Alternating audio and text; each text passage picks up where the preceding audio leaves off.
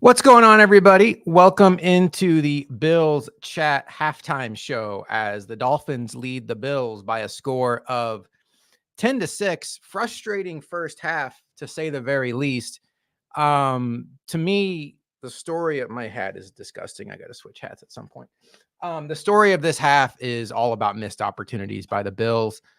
You have the Keon Coleman drop. He would have walked into the touchdown, into the end zone, bounces off his hands, falls into Jalen Ramsey's lap, sets up the Dolphins on their own 3-yard line, and they proceed to go 97 yards for a touchdown.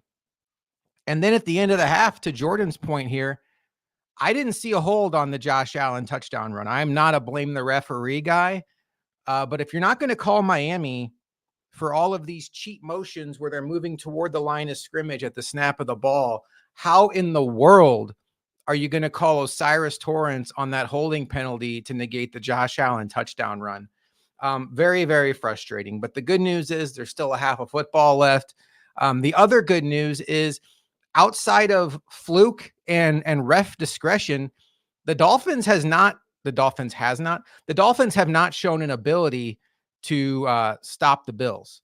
The Bills have stopped the Bills with drops and penalties. I agree with the McChronicle. The refs were trash. The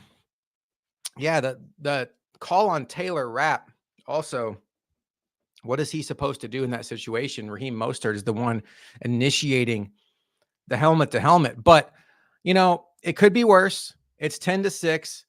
How many drives did each team even have in that game? So Miami had the first drive of the game where they punt, the second drive of the game where they settle for a field goal, and then they had their touchdown drive. We're not going to count the one where Tua kneels at the end. So it's been a short game. It's been time-consuming drives, primarily by the Dolphins. I haven't looked this up yet, but let's take a look here at the time of possession. I'm guessing Miami is dominating the time of possession, and they kind of 16:37 to 13:23. So what have we seen so far? Well, the Bills running lanes that were there in the first game have not been there. So far, James Cook, 4 of 18, averaging 4 carries for 18 yards, averaging 4.5 yards per carry.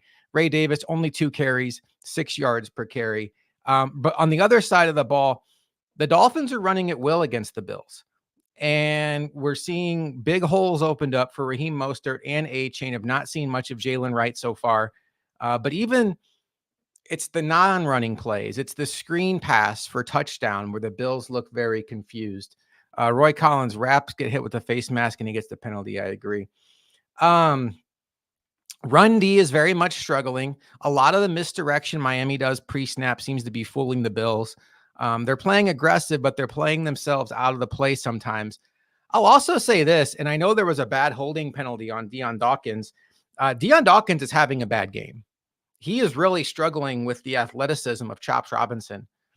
To me, that was evident on the very first drive of the game where Chop got right by Deion Dawkins, which led to an errant throw by Josh Allen. Josh Allen in this game is 12 of 19 for 79 yards and an interception and has 2 carries for 7 yards, although they managed to take about a 30-yard run off the board that should have been a touchdown. Chris says defensive tackle is a very weak unit. They're not playing their best today, Chris. I agree. I think we're getting to a point where we can all kind of settle in at the same spot on Ed Oliver. And depending on the spot you were originally at, it's either good news or bad news. If you're somebody that thought Ed Oliver took a huge jump last year and became one of the 5 best defensive tackles in the sport, well, then this season has been an ultimate wake-up call and a huge disappointment. If you're somebody like me that thought maybe the box score production of Ed Oliver was a little better than the overall snap-to-snap film, and you still view Ed Oliver as somewhere in above average to good, then I think you're a little more comfortable with what you're seeing. And Oliver has not had a good season this year. And, he had the hamstring injury early. Another thing is Daquan Jones has not had a good season this year. The Bills were getting some juice um, out of Carter, but now with Dwayne Carter on IR and he could be gone for a while, you have to find answers elsewhere. Today it's Elianku that got the call up, and he's actually made some splash plays. Austin Johnson had the interception last year. Chris says Ed has regressed, in my opinion, just 1 sack and 2 sacks for Jones. The McChronicle, the Bills' interior defense couldn't have given bigger holes to the Dolphins. I agree. It's never a good thing when the first person to touch the ball carrier is a linebacker or a safety, and that seemed like it happened every single time the Dolphins ran the ball. One thing I've noticed in the first half, I don't know if Tyreek Hill is hurt or if the all-22 will show that the Bills are just going out of their way to take away Tyreek Hill. He has 1 catch for 6 yards. And honestly, Jalen Waddle has 0 catches. So the first game of the year, the first time these two teams played, week 2, the Bills came out with a super conservative, too high safety look, daring the Dolphins to stick to the run, daring the Dolphins to throw it short to guys not named Tua and Waddle. And the Dolphins did not do themselves any favors. They threw into the teeth of the defense. Tua had an awful game before ultimately leaving the game with his injury. You're seeing an adjustment out of the Dolphins today. As Tua has thrown the ball 10 times, the Dolphins have 15 runs from their running backs / receiver. There was a run in there from Malik Washington.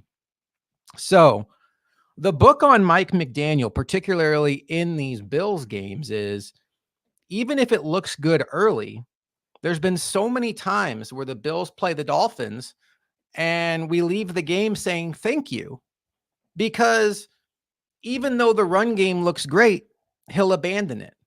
And we'll see if he can stick to his script so far. Right now, I would say I'm not overly concerned about the Bills' offense.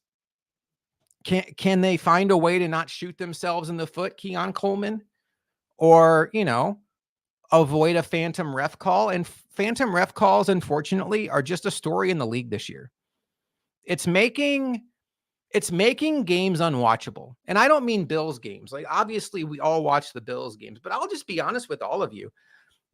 With the amount of times the refs have gotten in the way of these games, I find myself less motivated to watch the standalone games unless I have serious rooting interest. Now, I usually have it on in the background. I'm paying attention to it.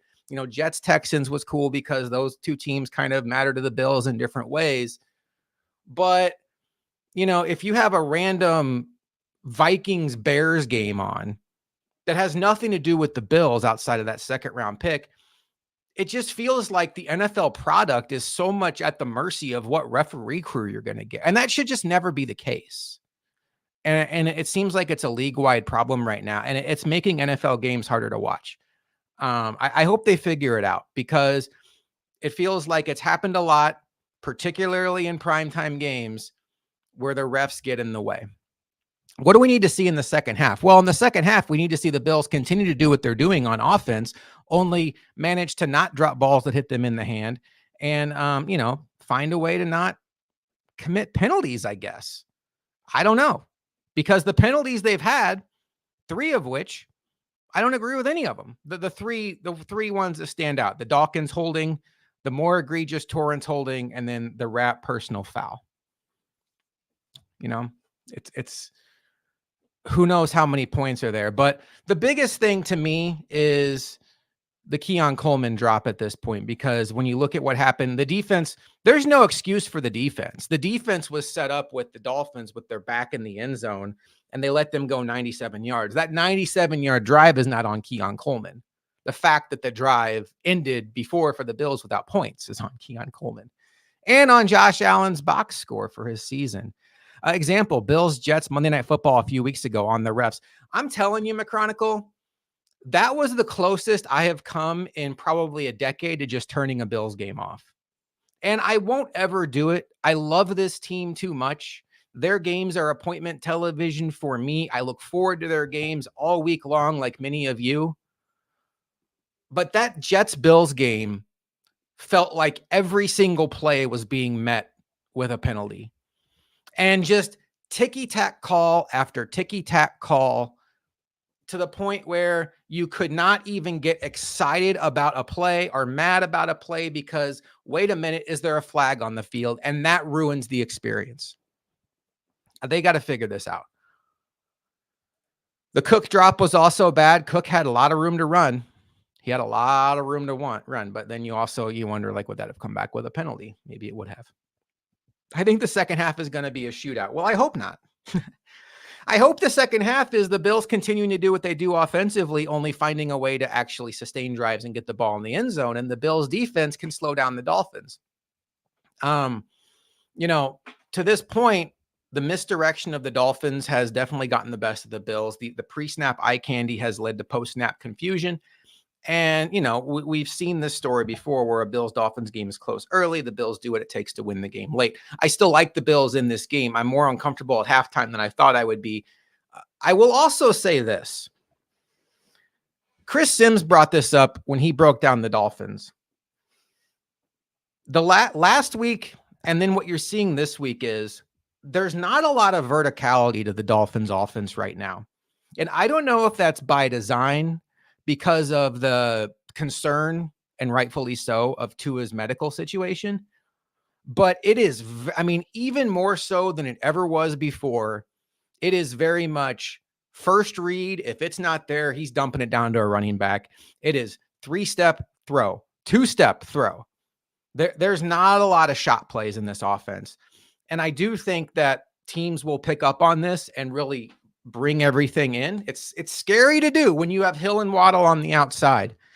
Maybe we see the Bills do a little bit of that in the second half. Speaking of the second half, we are just a couple moments away from this second half kicking off. The Dolphins do get the ball first. We'd love to see the defense come out with an answer drive. Hopefully no big penalties. Find a way to get off the field, get the ball back to Josh Allen, and let the Bills go down and score without the referees getting in the way or them dropping very important passes. This is not all on the refs, folks. Keon Coleman, James Cook, and the Bills defensive line have definitely done their part to contribute to being down by 4 at halftime.